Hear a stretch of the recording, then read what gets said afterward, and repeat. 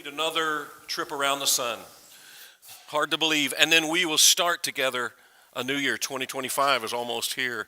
You know, when a new year starts, it's a new opportunity for a lot of people. It's a great time.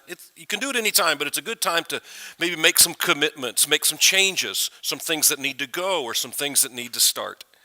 And so that's when a lot of people make a New Year's resolution or something like that. Well, I got something better than just a mere New Year's resolution. It's something I want to do again. I've been blessed for a number of times, a number of years, to read through the Bible in a year.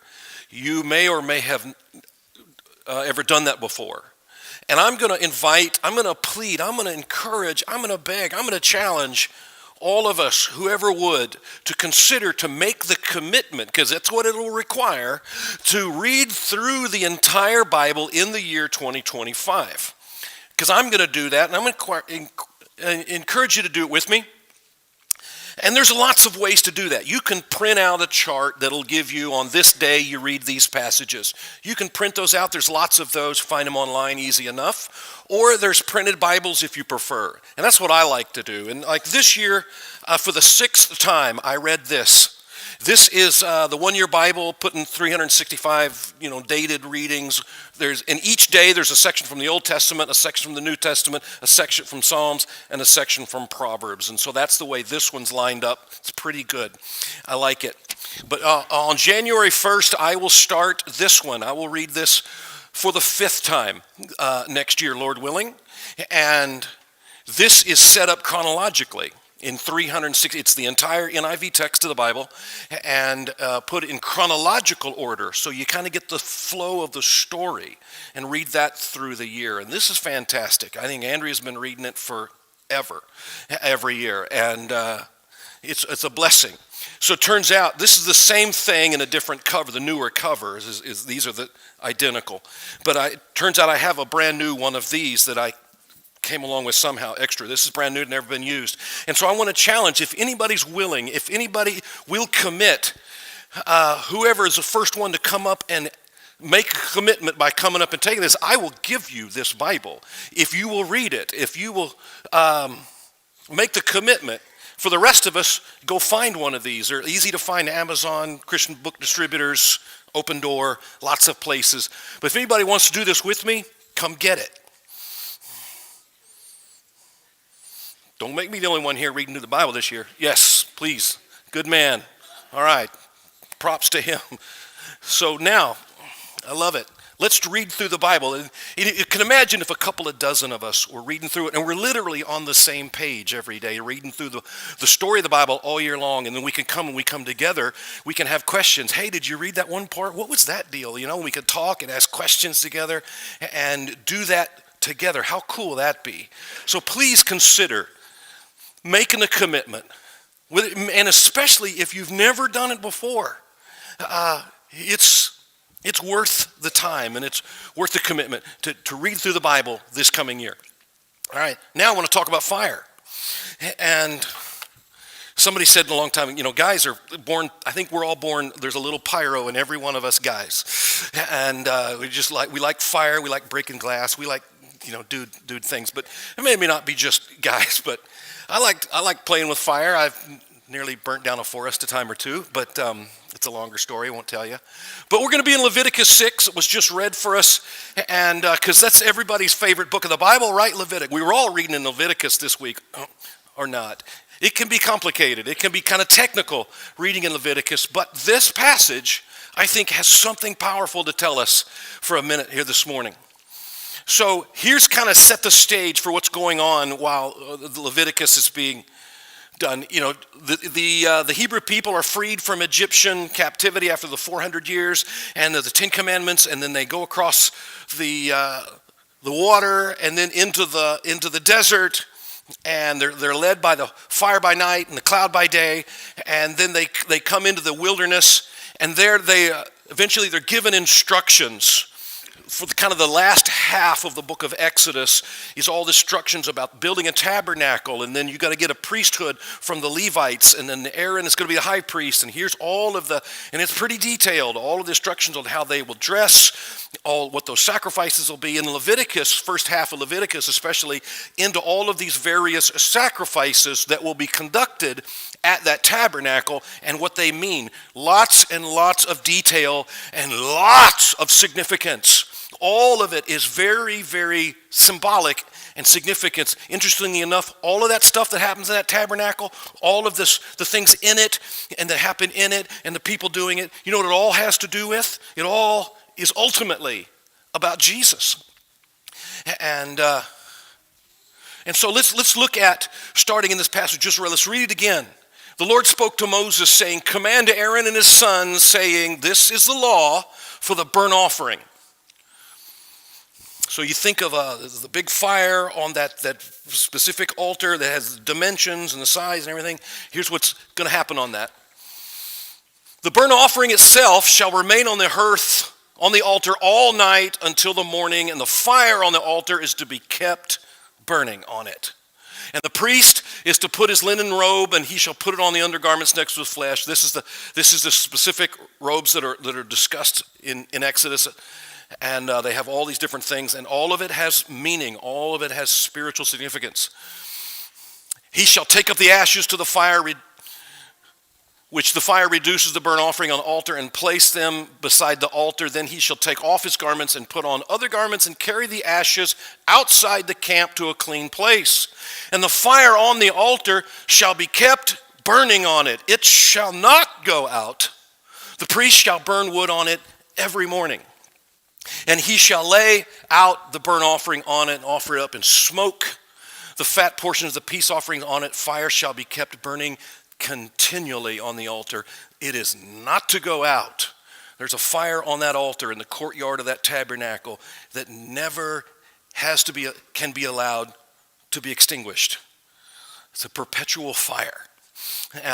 Now you think about this tabernacle. Here's kind of a mock-up of what that tabernacle looked like. It's a very fancy kind of a tent in which are certain articles. All of them have significance. All of them have meaning. Nothing is random in here. And then in the courtyard, there's different things dominated by a big altar that is used for the sacrifices. Those animals will be sacrificed on there. And you will see the fire will be on those sacrifices, the smoke, which the Bible calls the soothing aroma of sacrifice that goes up to God, and God is pictured as in heaven going, oh. It doesn't smell like burning cow, it smells like devotion. To him it smells like worship, and he smells good to God. And so as the fire goes up and the smoke goes up, the presence of the Lord in that column that sits over there comes down. As God dwells in the back of that tent, there's that certain section, it's called the Holy of Holies, and there sits the presence of God between the cherubim on the Ark of the Covenant. And so God dwells among his people in that place. Now, so he gives them in Exodus 27 and to build this court, and here's all of the specifications. You can't just say put up a tent. It's very specific. And then he gives them certain daily offerings that are commanded. There's one in the morning and there's one in the evening.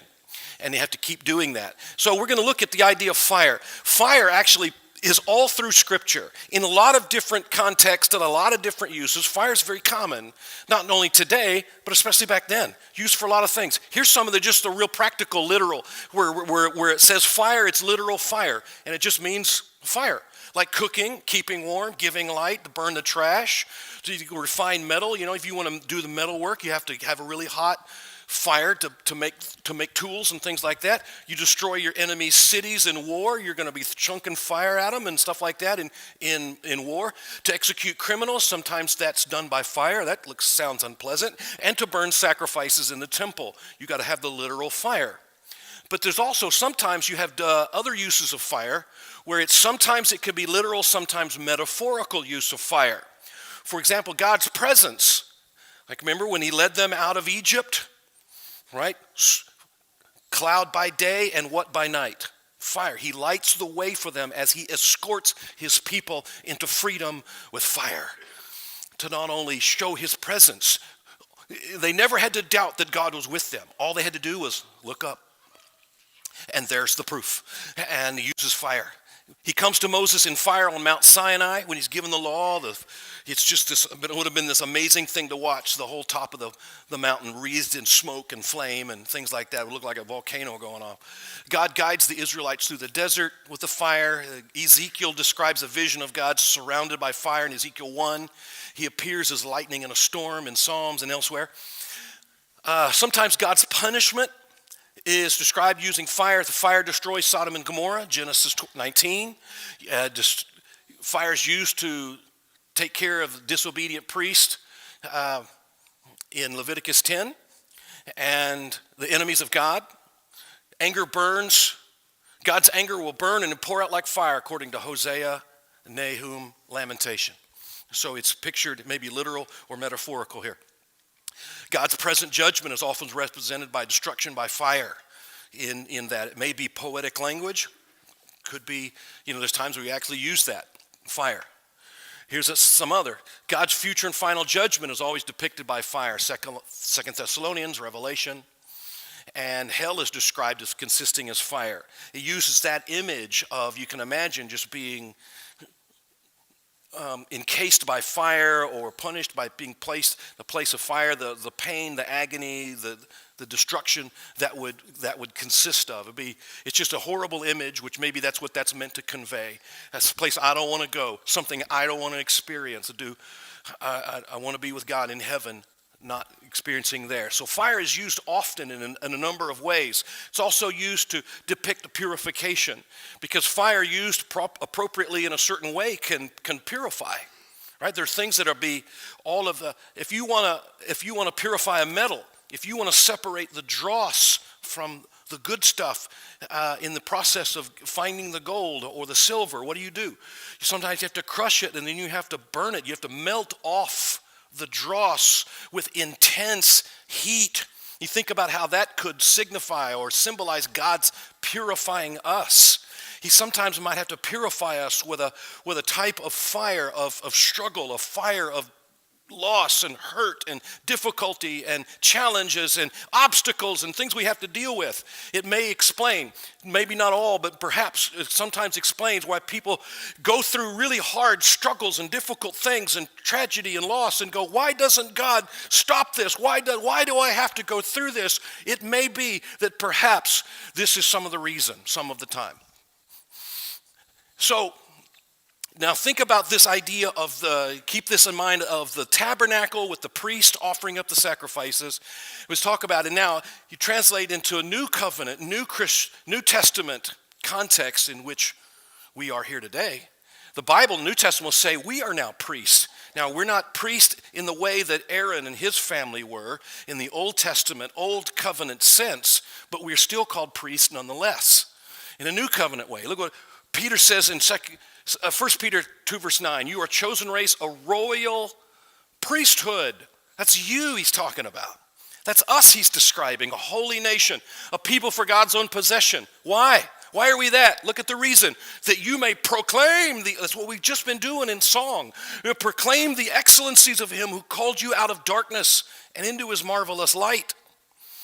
But that's not the only place. He also say in Revelation 1, he has made us to be a kingdom, priests to his God and Father. To him be the glory and dominion forever and ever.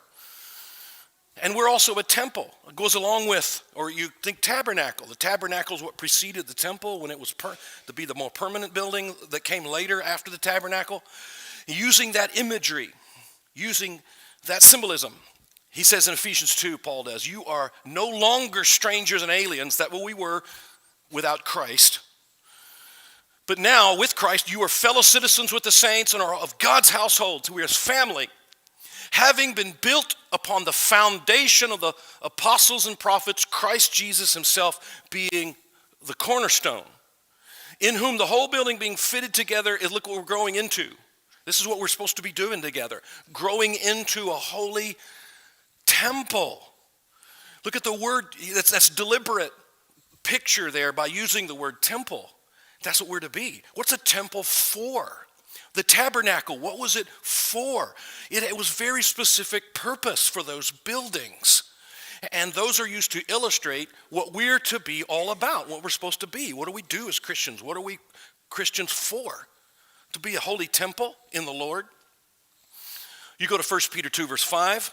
You are living stones being built up as a spiritual house. This building, very nice. It's not the temple. You are. A spiritual house for a holy priesthood. You're priests. Why? What do priests do? They offer up spiritual sacrifices. We're not putting cows on a fire. We're not putting goats and sheep on an altar in a courtyard in front of a big tent. We are offering up spiritual sacrifices. As Romans 12 verse 1 says, you offer up you. Hebrews 13:15 will say, we offer up the sacrifice of praise, the fruit of lips to our God, and so on.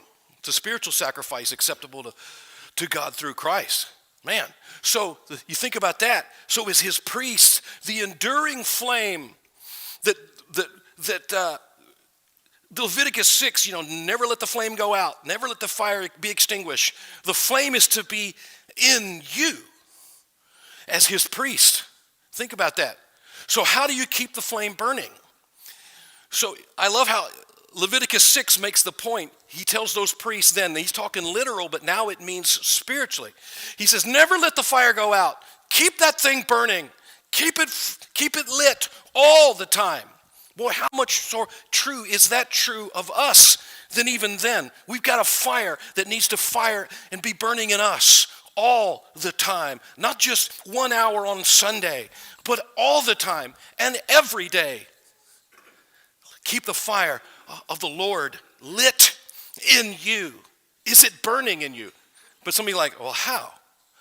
Because it just doesn't happen all the way. Here's William Booth that started the Salvation Army back in 1800s. He wrote this: the tendency of fire is to go out, right? Fire left unattended, what happens to it? We all know this. You've been camping, you've been had a fireplace and things like that. We all know how it works. If it just, you get it started, but then you never come back to the fire, what happens to it? It's eventually going to get smaller and smaller as it runs out of fuel, and it's going to, and after a while, just a little bit of smoke, and then not even that, nothing. So, watch the fire on the altar of your heart. Anyone who has tended a fireplace knows that it needs to be stirred up occasionally. Remember a week or two ago, I was talking about from Hosea chapter 1, how they had been just kind of like, they're putting up the paneling in their houses, they're fixing up their houses, their stuff, the physical, the earthly, the eternal. Meanwhile, God's temple over here, the work site lays unattended, in ruins, neglected, and Hosea is going, what? That's why you came back. That's why you're here, to build the temple. But you're more focused on your things, the things of the world, and the things of while this temple, and it says they got stirred up, and they went back to the work and went, you're right, that's right. And they went and they built that temple. And fire needs to be relit. It may be that for some of us, the embers, we can remember when a time we first gave our life to the Lord, boy, we were burning hot, on fire for the Lord. And now, not so much. Maybe the fire's gone out, or there's just a tiny glow where once there was it was hot. Because maybe we haven't stirred it up. So what do you, see, if you're going to have a fire that's kept burning, what do you have to do? You have to feed it. A campfire, you have to, every so often, you put another log on there, don't you? Or it'll go out. We all know that. How much more so is that true with the fire of God that's supposed to burn inside of us? You got to feed that thing. And so feed it with what? Here's a couple of possibilities. This is not an exhaustive list.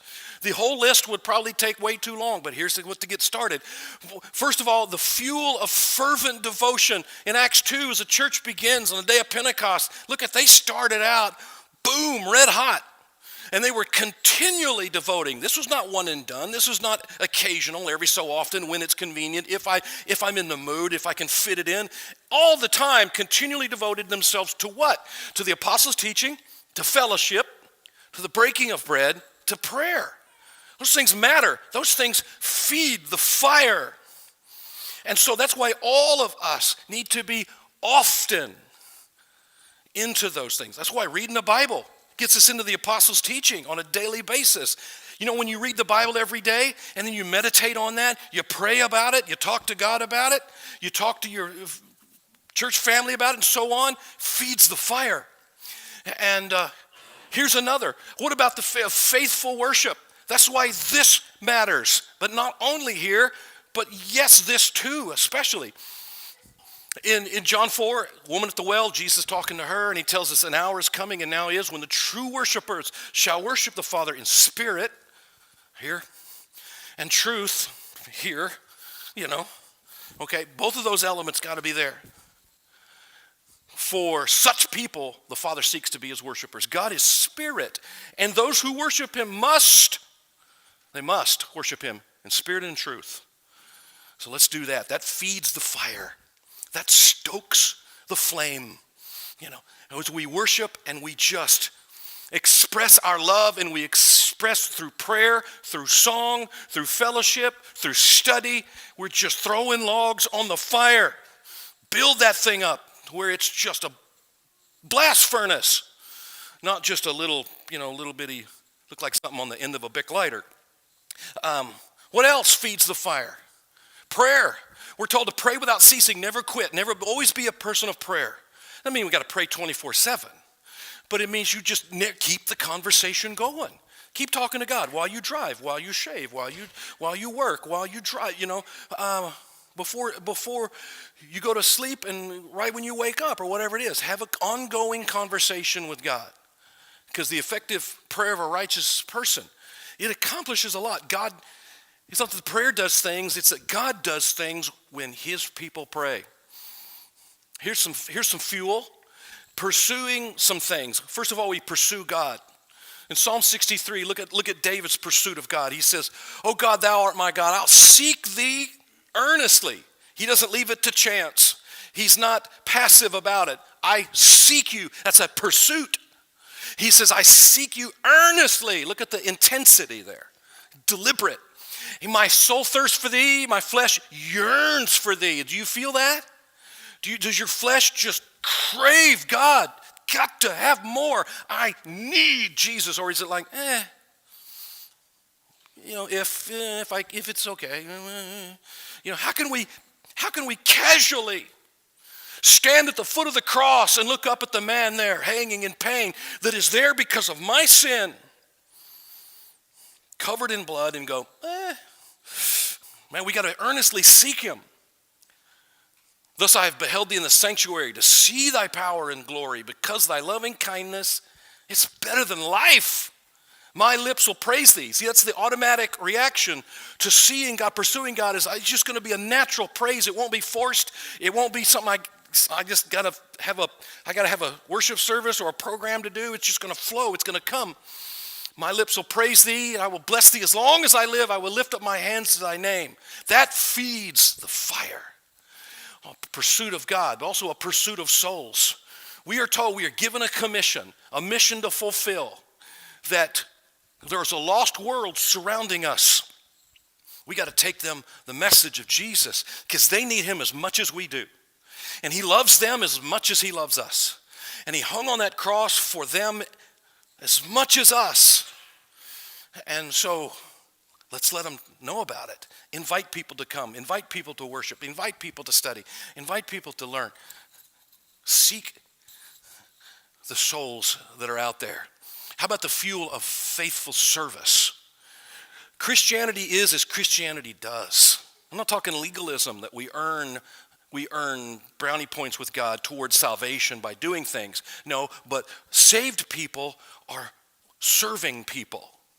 Okay, it's a natural expression. Because of Jesus was a servant, then we who want to follow in his footsteps and be like him because we love him and he's our Lord, we're going to be servants as well. And so we serve.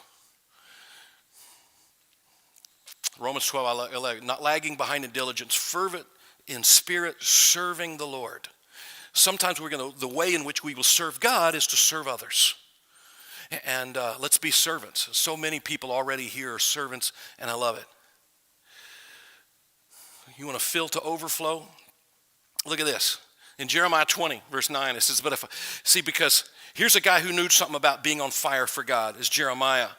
And he had this fight, and he was given a tough mission. He preached for about 40 years. You know how many he converted? 0. And he wanted to quit. He tried. He's like, this is too hard. This is too bad. Everybody hates me. Everybody's rejected what I said. I told them what you told me to say, and nobody came, and everybody's after me. And he says, so I wanted to quit. This is too hard. I give up. But he said, but if I say, I will not remember him or speak anymore in his name, then, look at that, I love this. Then in my heart it becomes like a burning fire.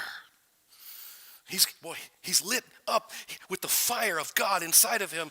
Shut up in my bones, and I am weary of holding it in. I cannot endure it. I can't keep the fire out. Because that's what fire does. When it has something to feed on, it grows.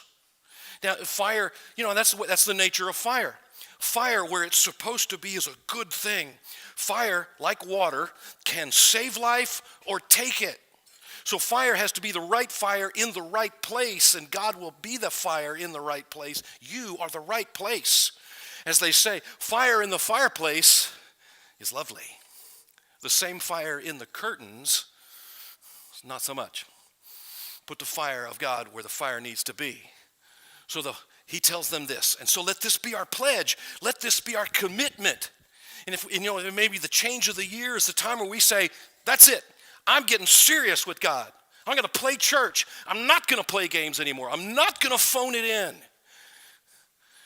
Let the fire of Jesus burn in you give you a passion, give you an energy, give you a focus, and feed the fire all the time with things that will just stoke that thing. Let the fire keep on burning.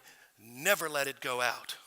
If there are any here that need to respond to the invitation, I encourage you to do so, to come and make your needs known while together we stand and sing.